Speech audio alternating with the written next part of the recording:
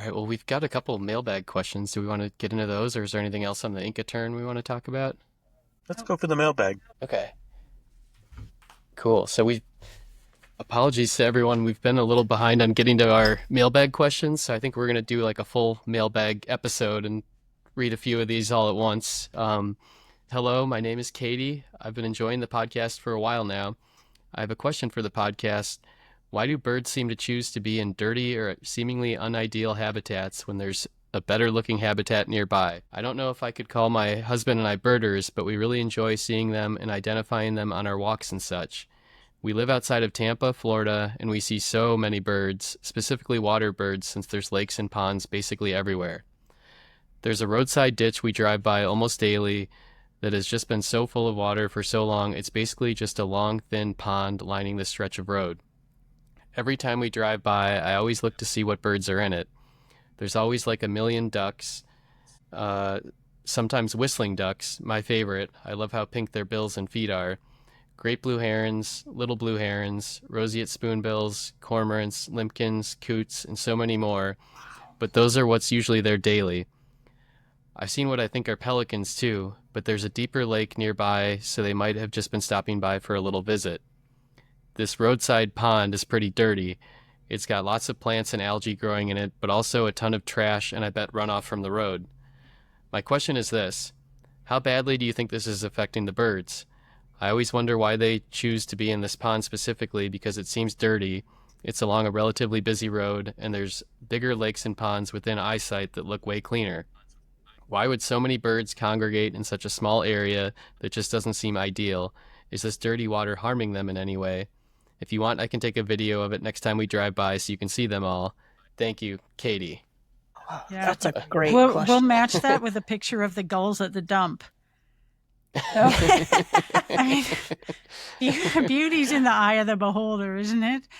Uh, yeah. They're Yeah. looking for food. And yeah, the stuff that's in that water definitely affects them. Runoff from golf courses, salt that might come off of a road in the wintertime. Yeah, all of that can definitely have negative effects on birds. But, they're eating algae. You're not going to go to the pristine, fast running water if your diet is Oh. algae. Well, and I'd love to see her video of it. I'd love to have her send that because that would be fun to look at. Yeah.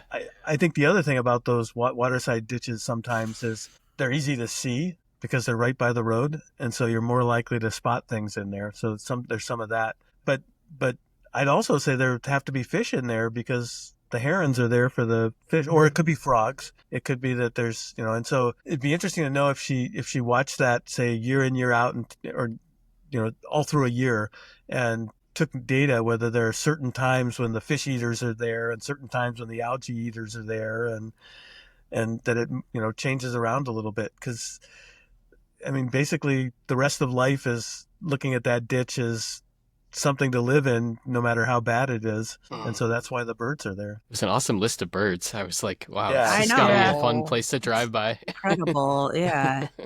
Would birds see other birds? Oh yeah. Oh, sorry. Go ahead, John. Nope. And yeah, Go birds ahead. would see other Oh. birds and go check out what the birds are at for sure. Absolutely. That's what I was wondering. Yeah. Okay. Yeah. Yeah. Like You safety don't in keep numbers good almost. places a secret for very long. Okay. There's definitely been some research on that where they've done things. The one I'm thinking of is black vultures routinely look for turkey vultures to go down in places, and so they'll follow them around and then come in. So they use each other. Yeah. Yeah. Okay. And the vultures and their sense of smell lets them find rotting things. So if you see a vulture that's looking like it's found something and you're also eating dead things, you're going to follow the turkey vulture and hope you can take advantage of, the spoils of that dead animal. And you can come on places, for instance, I think of the rice fields in Louisiana, where at the right time of year there can be lots of things that you can see 40 to 80 great egrets and snowy egrets and cattle egrets out in these fields together. And it's just because one has realized that there's a smorgasbord in there and couple more show up, and then next thing you know, there's 80 to 100. Louisiana and their crawfish. So if you're if you have crawfish in your rice fields and you're cultivating crawfish too, those are some tasty morsels in a farmed environment. In fact, I want crawfish. Oh. You're like, that sounds good. It does. That does sound good. We should do that someday. We should order from one of the mail places in Louisiana. We should order crawfish in. Oh. One day. I was do like a boil or whatever. Oh, I was wondering, as LSU alum, is there like a crawfish place in Chicago that you all go to that when you get a taste for it? I don't know. When we've had it, it's been because somebody, Brought it. packed some, brought it up from Oh. Louisiana or something. Yeah. I mean, there are. I love crawfish. I don't know if they still have it, but Whole Foods has had crawfish from China, but they are not the same. They don't taste as good. Oh. They're not nearly the Yeah. same. So you can buy them crawfish tails already all peeled and ready for you to make etouffee or something like that out of them. And I've done that, but it's always disappointing. Okay, you can tell because you've had the real thing. I mean, yeah. or I don't know about the real thing, but we've had well-spiced ones, let's just say. I mean, so it's really common to go and get a takeout of a pound of crawfish. John would get potatoes. I don't like potatoes, and corn, and those things have been cooked in the crawfish boil water, and Oh, so delicious. wow. That's awesome. I was trying to explain to Amanda, because she's never been to a crawfish boil, how people just stand around like a garbage can, basically, and That's you just have right. your tray next to you, and you just are shelling them and throwing them in. Cracks It's me like up. it's like animals, but it's so, It's one of the but it's most. so much fun. Yeah, I mean, we had a great time at our wedding dinner where we just had a big crawfish boil over at this friend's house. Oh, no Oh, way. cool. We had all these Canadians that had never had crawfish before, and you Oh. just put this big pile of boiled crawfish out on the table, and everybody just picks through it, Yeah. pulling off the Oh. tails and eating them.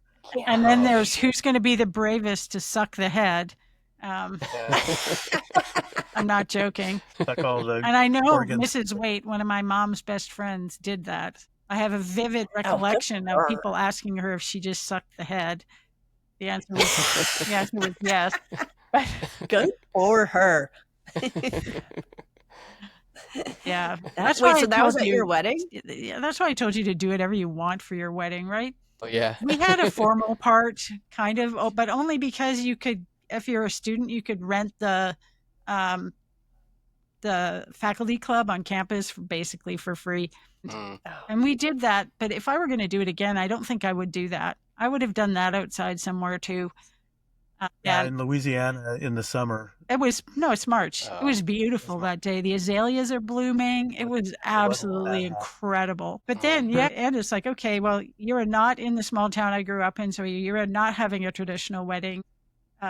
Shower in the basement of the church in the rectory with all the church ladies bringing you things. I didn't want any of that. I did not want a poofy dress. I did not want 18 bridesmaids. I did not want 350 people at my wedding. I didn't want any of that. And so, but the people who came could completely suspend their ideas of what a wedding was.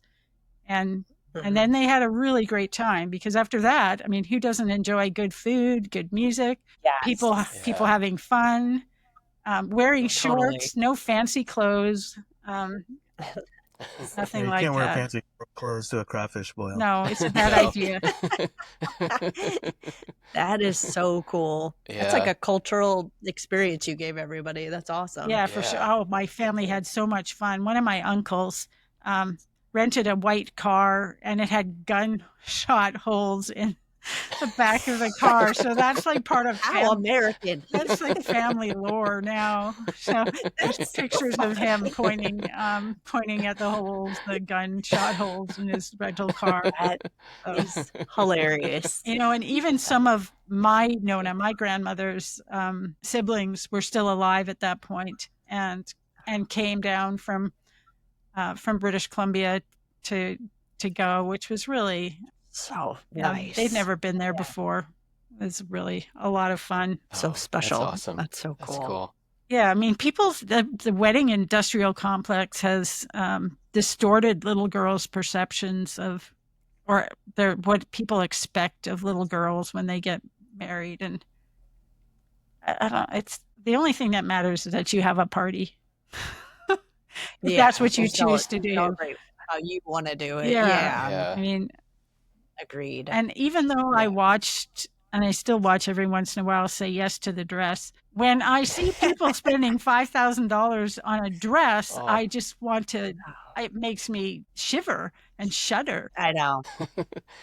Amanda, where did I we know. get our wedding clothes? We RJ and I got our wedding outfits like almost 100% with Kohl's cash at Kohl's. I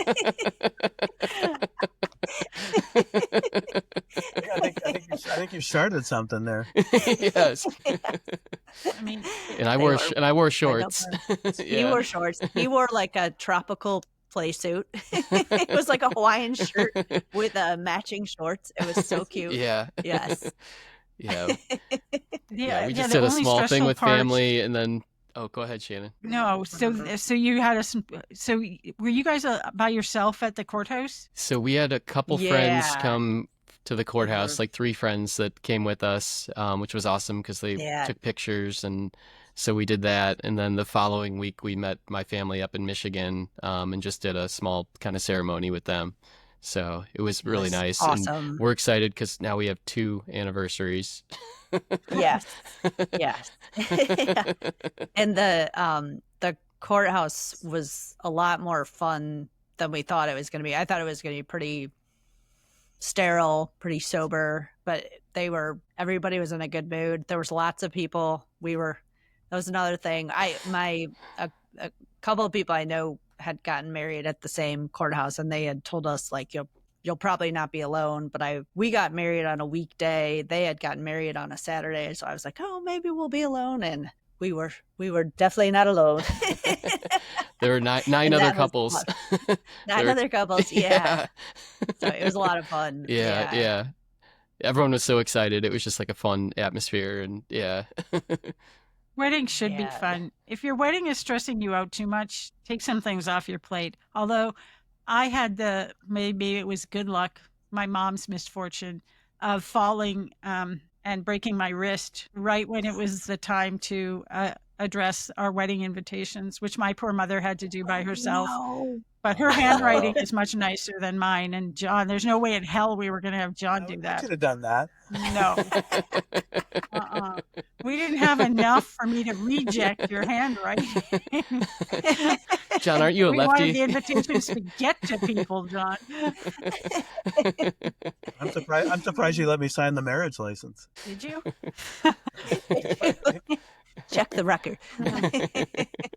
That's hilarious. Oh my gosh. Yeah. I guess the question is, can you read what I wrote? Is it going to matter? I don't know. Not anymore. Yeah, you guys are in. You're in. I don't know that I'd say that because there's some things of going through my mom's stuff and trying to get things organized in her life. She went by a different name than her birth name, and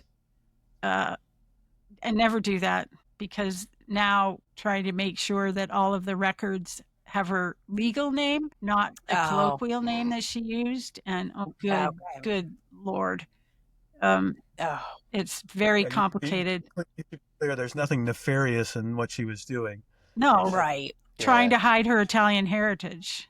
So her name is Antonia, and she went by Antoinette because that is not an immigrant name, right? Right. So both of them are nice. Right.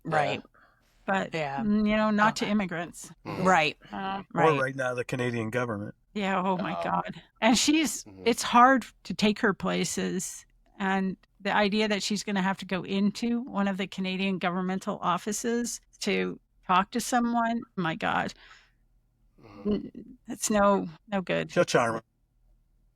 But my mom was very well organized. So, going through all of her stuff in the house, trying to get her life organized and her house ready to sell, unfortunately. But it was so much fun to go through because it's very well organized. And so she had my brother and I each had a box of stuff in the basement, not big boxes, but there was all this really fun stuff in it to look at, which was really, really cute. I need my mom's birth certificate. I need my parents' wedding certificate.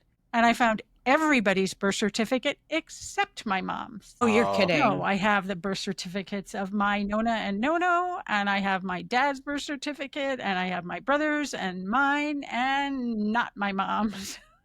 Wow, rats. I have Oh. no idea where it is or what on earth, but yeah. So now I need to scan a whole bunch of pictures in.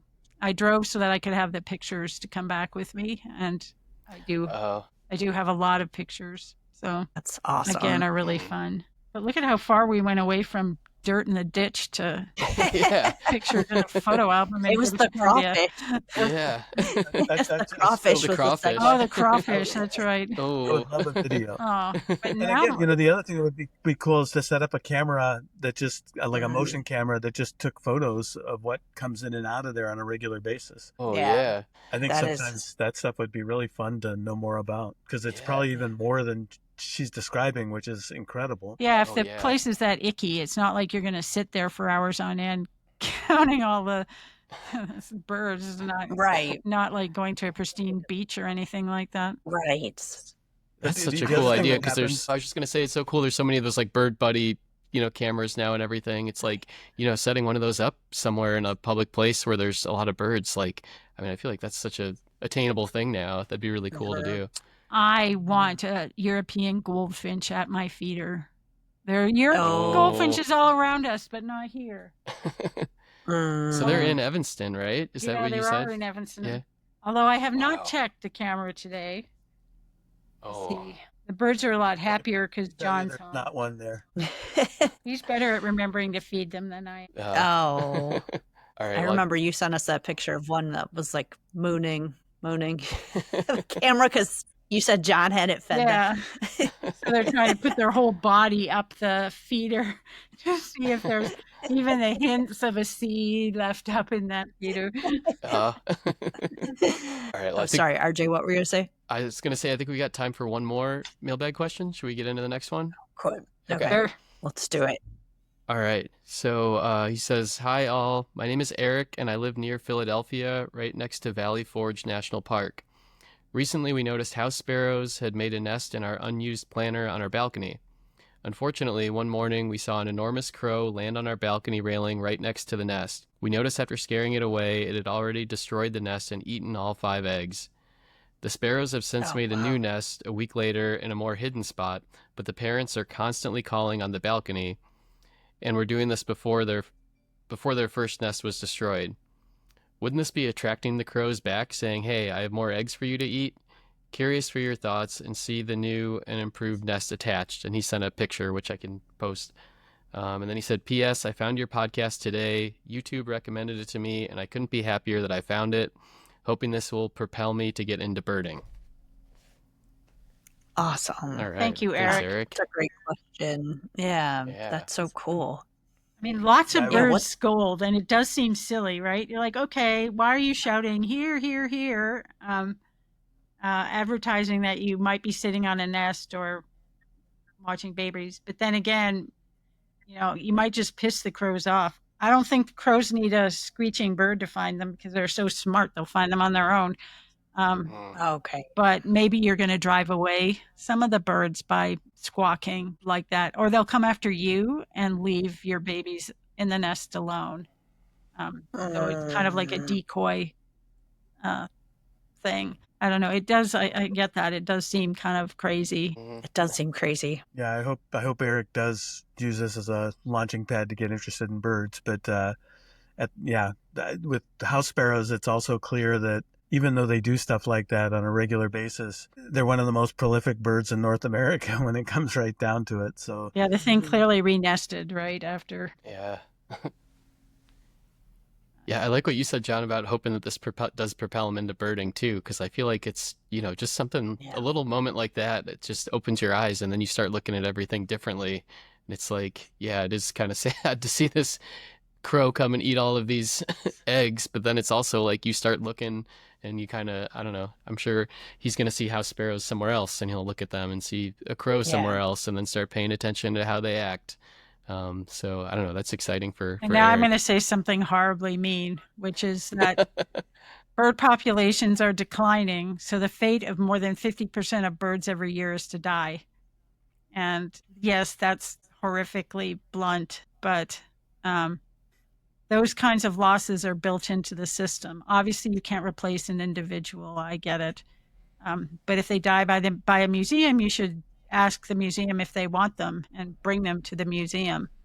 Um, and if there are repeated birds that are dying, those events are worth noticing because things like bird flu can sweep through, or some other novel virus could sweep through a population. And if he's paying attention and watching, all of a sudden a whole bunch of birds are dying, and it's not just because crows are there licking their lips as they watch the babies get big and fat enough to be worthy of eating. Um, you just never know. A lot of interesting things happen from what seem like casual observations.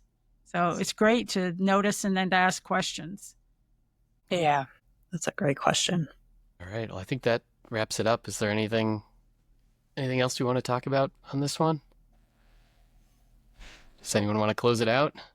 Learn a new language so that when you go to places you feel comfortable, and don't be afraid to use the technology now that helps you in that with live translation.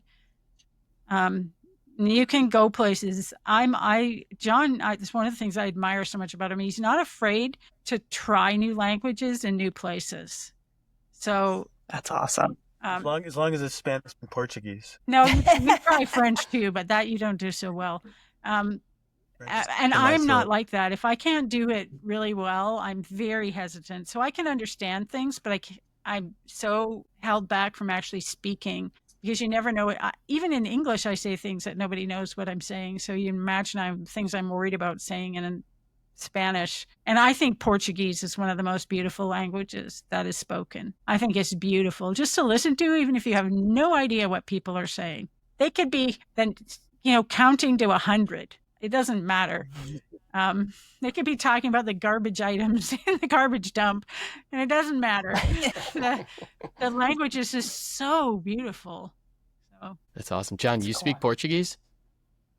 I speak Portuguese. Very cool. Brazilian Portuguese. Yeah. Cool. No, it's a great language. That's awesome. Do you guys speak other languages? I do not. I took Spanish up through high school, but I didn't really retain any of it. We went to Spain. I don't know, what was it, Amanda? Like 5 years ago. 5 years And ago, yeah. It was like we were in trouble. We got along okay.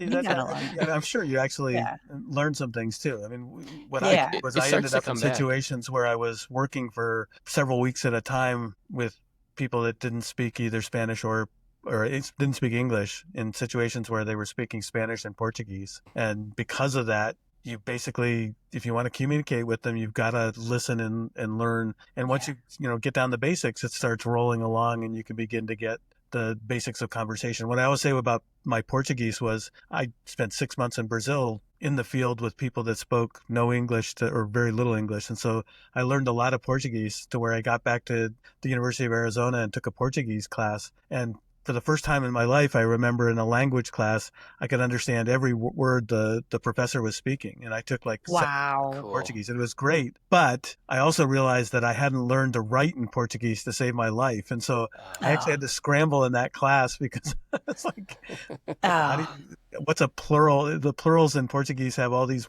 extra vowels in them and stuff. And it was just, oh, gosh. Yeah. So you gotta, there may be ways to do it at the same time or something, but conversation is great. I love that. I think you did it right to learn by necessity and then you took the class. That sounds ideal. Yeah. Yeah. Very cool. All right. Well, thanks everyone.